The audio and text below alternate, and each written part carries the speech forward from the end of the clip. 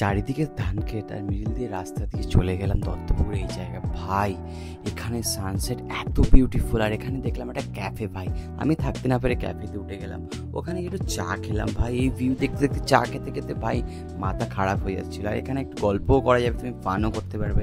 তো এরকম অনেক ক্যাফে আছে এখানে গাইস। তারপর ওখান থেকে আমি বেরিয়ে আসলাম, সবাই বললো এটা সবথেকে পুরোনো চায়ের দোকান, এখানে চাটা ট্রাই করো।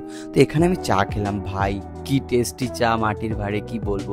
তোমরা যারাই এই জায়গায় যাবে অবশ্যই চাটা ট্রাই করো। তারপর আমি একটু সানসেটের মজা নিলাম।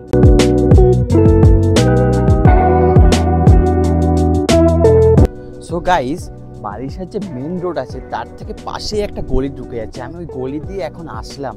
আর guys just see the sunset, এই যে এখান থেকে ভাই ভিউটা, ভাই বুঝতে পারছো ভাই। আর ওই যে দূরে দেখতে পাচ্ছ যেগুলো সব সব ক্যাফে, এখানে সব ক্যাফে, সব রাস্তার ধারে চারিদিকে একটা করে ক্যাফে। গাইস জাস্ট ইম্যাজিন, ওই যে ক্যাফের ওপরে তুমি বসে আছো, রুফটপে বসে আছো, ঠিক আছে, আর এই ভিউ দেখছো আর চা খাচ্ছ, একটা সিপ নিয়েছো। জাস্ট ইম্যাজিন কত ভালো লাগতে পারে। So this is Balisha, please visit this place guys, খুব সুন্দর জায়গা, খুব সুন্দর।